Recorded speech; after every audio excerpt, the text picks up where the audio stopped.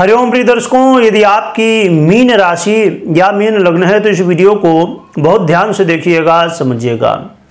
प्रिय दर्शकों, 13 दिसंबर 2024 ये जो समय है बड़ा ही श्रेष्ठ है। 13 दिसंबर से बड़ा ही दिव्य योग बनने जा रहा है, जिसे कि आप गजकेसरी योग के नाम से जानते हैं। गजकेसरी योग श्रेष्ठ राजयोगों में से एक है, परंतु ये जो इस 2024 में 13 दिसंबर को बनने जा रहा है, ये बड़ा ही श्रेष्ठ है। क्यों है श्रेष्ठ और क्या आपको फल मिलेगा और क्या उपाय करने चाहिए जिससे और भी श्रेष्ठ फल आप प्राप्त कर सकें, ये सब कुछ हम विस्तार से इस वीडियो में समझने वाले हैं। प्रिय दर्शकों, 13 दिसंबर को देवगुरु बृहस्पति और चंद्रमा की युति होने जा रही है, जिससे गजकेसरी योग का निर्माण होगा। 13 दिसंबर को 13:18 यानी कि दोपहर में 1:18 में चंद्रमा वृषभ राशि में प्रवेश करेंगे और वृषभ राशि में इस समय देवगुरु बृहस्पति गोचर कर रहे हैं। तो 13 तारीख से लेकर 13, 14 और 15 तारीख तक चंद्रमा इसी वृषभ राशि में रहने वाले हैं और 15 तारीख को 15:03 यानी 3:03 तक चंद्रमा वृषभ में ही गोचर करेंगे। अब ये योग श्रेष्ठ क्यों हो जाता है, आइए समझ लेते हैं। प्रिय दर्शकों, अपने आप में ये राजयोग है और बड़े राजयोगों में से एक है।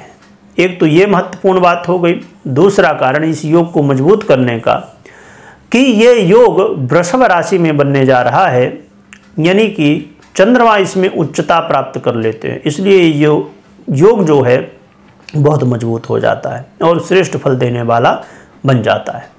इसके अलावा चंद्रमा के लिए पक्ष बल बड़ा महत्वपूर्ण होता है, इसलिए चंद्रमा इस समय शुक्ल पक्ष के रहने वाले हैं और शुक्ल पक्ष के साथ साथ 13, 14 और 15 को त्रयोदशी, चतुर्दशी और पूर्णिमा रहने वाली है, इसलिए चंद्रमा को पूर्ण रूप से पक्ष बल प्राप्त होने वाला है, इसलिए योग श्रेष्ठ बन जाता है। इसके अलावा इस समय आप जानते हैं जैसे कि चंद्रमा तो गोचर कर ही रहे हैं, परंतु देवगुरु बृहस्पति भी इस समय वृषभ में गोचर कर रहे हैं और वृषभ में गोचर करते हुए वक्री अवस्था में है, यानी कि बलवान अवस्था में है। और देवगुरु बृहस्पति इस समय वक्र अवस्था में होने की वजह से चंद्रमा के ही नक्षत्र रोहिणी नक्षत्र में गोचर कर रहे हैं, जिसकी वजह से ये योग और भी श्रेष्ठ हो जाता है। अब इसमें थोड़ी सी कुछ कमियां हैं, उन्हें भी जान लीजिए। कमी क्या है? क्योंकि ये योग आपके तृतीय भाव में बनने जा रहा है, ये एक कमी है थोड़ा सा, परंतु अन्य बहुत सारे लाभ हैं। चंद्रमा आपके लिए पंचमेश बनते हैं, ये भी श्रेष्ठता है। और देवगुरु बृहस्पति आपके लग्नेशी हैं, यदि आपकी लग्न मीन है और यदि राशि है तो आपकी राशि से है, तो इसलिए ये और भी मजबूत कर देता है इस योग को।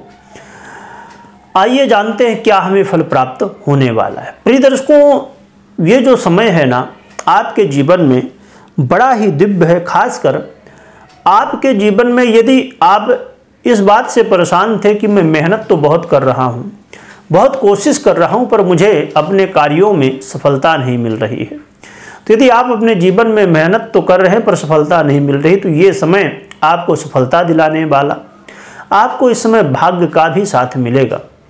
इस समय आपको भगवान के प्रति रुचि बढ़ेगी और भगवान के प्रति रुचि तो बढ़ेगी ही, साथ में धार्मिक यात्रा करने का मौका भी मिल सकता है। पिता के साथ अनबन की स्थिति बनी थी, वो दूर होती हुई दिखाई देगी और अपने दाम्पत्य जीवन में भी आप देखेंगे यदि कोई कलह का माहौल, अनबन की स्थिति बनी थी, वो दूर होगी।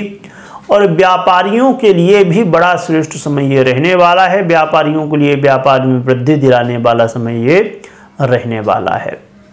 साथ में आप ये देखेंगे जो जिसके लिए हर एक व्यक्ति बड़ा प्रयास करता रहता है, और कारण भी है क्योंकि ये कलयुग है, कलयुग में बड़ा ही इसका महत्व है धन का, तो इसमें आपके आय में भी वृद्धि होती हुई दिखाई देगी और आप अपने जीवन में कई सारे ऐसे आपकी इच्छाएं जो हैं उन्हें आप पूरी भी कर सकेंगे। इस समय विद्यार्थियों के लिए भी ये बड़ा अच्छा समय रहने वाला है और लव पार्टनर के लिए भी। जो लोग लॉटरी, जुआ, सट्टा, शेयर मार्केट इत्यादि से धन कमाते हैं उनके लिए भी ये समय श्रेष्ठ और अनुकूल रहने वाला है। तो देखा जाए तो प्रिय दर्शकों, ये चंद्रमा का गोचर काल, देवगुरु बृहस्पति का गोचर काल, ये युति गज केसरी योग का बनना आपको कई तरह के लाभ देने वाला है। परंतु जो मैंने कहा था कि यहाँ पर थोड़ी सी कमी है, क्योंकि ये तृतीय भाव में बनने जा रहा है, तो आपको जो भी काम करना हो हर एक काम में बहुत धैर्य के साथ करना होगा। जोश तो अच्छी बात है, परंतु अधिक जोश कई बार समस्याएं उत्पन्न कर देता है। जल्दबाजी हमें कई बार बहुत भारी पड़ती है, इसलिए आपको धैर्य के साथ ही हर एक काम को करना है। कोई भी निर्णय ले रहे हैं तो सोच समझ के ही निर्णय लेना है, तभी आगे बढ़ना है। इसके अलावा इस बात का भी ध्यान रखिएगा कि आपकी जन्म कुंडली में चंद्रमा और देवगुरु बृहस्पति की कैसी स्थिति है, क्योंकि कोई बड़ा निर्णय ले रहे हैं तो देखना बहुत जरूरी है। यदि चंद्रमा और देवगुरु बृहस्पति की स्थिति मजबूत होगी तो ये श्रेष्ठ फल आपको प्राप्त हो सकते हैं, परंतु यदि कमजोर हैं, पीड़ित हैं, दशाएं सपोर्ट नहीं कर रही हैं, तो कहीं ना कहीं ये फल में कमी देखने को मिलेगी। और प्रिय दर्शकों, अब हम चर्चा कर लेते हैं कि हमें उपाय क्या करना चाहिए जिससे हम और भी श्रेष्ठ फल प्राप्त कर सकें। तो आप भगवान विष्णु या भगवान विष्णु के अवतार जितने भी हैं, जैसे राम जी, कृष्ण जी आदि, तो इनकी आराधना कर सकते हैं, पूजन कर सकते हैं। कोशिश करिए कि कहीं आसपास मंदिर हो, वहाँ जाके आराधना करिए तो और भी श्रेष्ठ रहने वाला है। आप अपने माता पिता, अपने गुरुजन, अपने बड़े भाइयों का आशीर्वाद लीजिए, अपने बड़ों का आशीर्वाद लीजिए, जिससे आपको और भी श्रेष्ठ फल प्राप्त हो सकेंगे। प्रिय दर्शकों, ये उपाय कर सकते हैं और ये समय बड़ा ही दिव्य और बड़ा ही महत्वपूर्ण है, तो इसका लाभ आपको अवश्य लेना चाहिए, जो कि समय थोड़ा कम समय के लिए है, परंतु जीवन में एक क्षण ही बड़े बदलाव लाता है। वीडियो देखने के लिए बहुत बहुत धन्यवाद।